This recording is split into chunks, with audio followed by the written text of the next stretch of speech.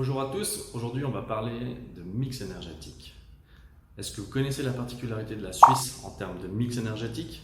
La Suisse a un mix énergétique qui compte environ 60% d'énergie renouvelable. Pour comparaison, la France en 2017 avait environ 17% d'énergie renouvelable. Certainement un peu plus maintenant, mais fondamentalement elle avait un objectif pour 2020 de 23%. Qu'est-ce qu'on entend par renouvelable? Bien sûr, chez nous en Suisse, on a fondamentalement une grosse partie renouvelable qui est liée à l'hydraulique, les barrages, etc.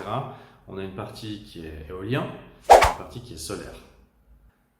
Mais restons local. Dans le canton de Vaud, le mix énergétique est variable en fonction des régions. Il navigue entre 30% et 90% d'énergie issue du renouvelable. Si nous zoomons encore un petit peu et qu'on s'occupe de la région de Bourron-Lavaux, c'est la remontée d'énergie qui va fournir l'électricité.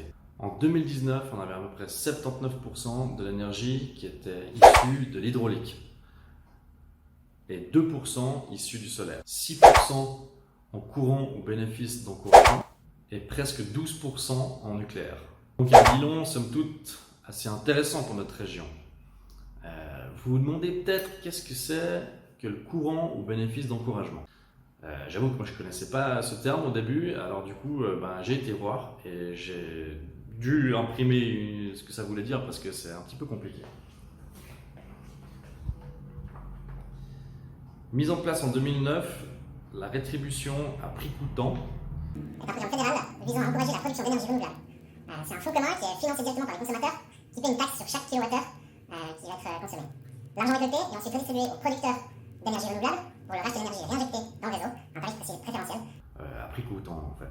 Donc, somme toute, c'est les gens qui ont des panneaux solaires par exemple chez eux, qui vont revendre l'énergie qu'ils ne vont pas consommer à leur domicile sur le réseau à prix coûtant afin qu'elle soit revendue pour d'autres endroits au niveau de la Suisse et afin d'être consommée comme renouvelable.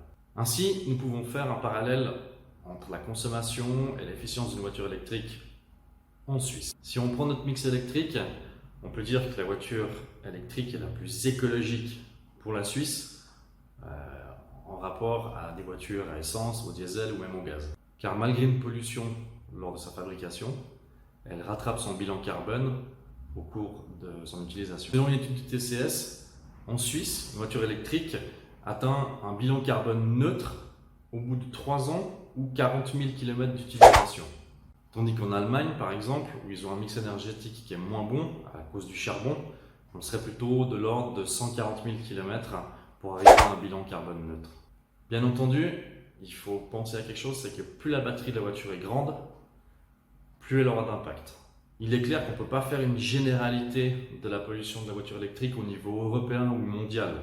C'est bien plus nuancé que ça. Il faut vraiment prendre chaque endroit, chaque région et regarder en fonction du mix énergétique quel sera l'impact de cette voiture sur l'environnement. Et ça, en fonction des habitudes de production et de consommation de chacun.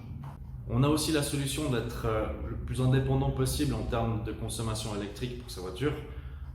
Par exemple en mettant des panneaux solaires sur le toit de notre maison et en utilisant cette électricité pour recharger notre batterie. Vous me direz bien sûr, oui mais c'est génial, mais moi je charge la nuit ma voiture.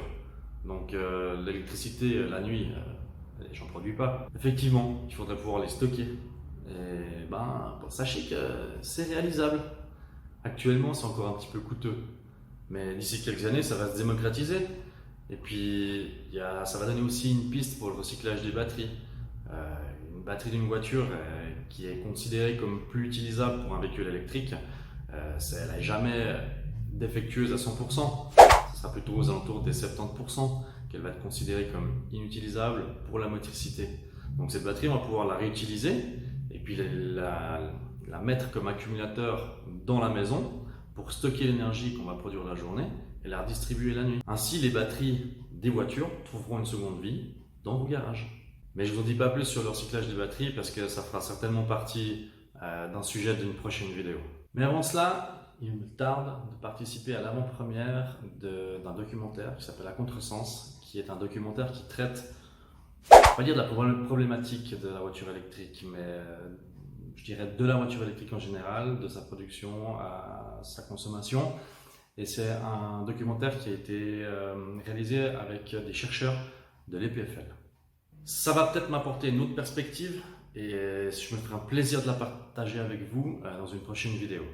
Voilà, on est déjà à la fin de cette vidéo. J'espère que vous avez passé un agréable moment. Je vous remercie d'avoir pris quelques minutes pour écouter cette vidéo. J'espère que ça vous a plu, que vous aurez appris quelque chose.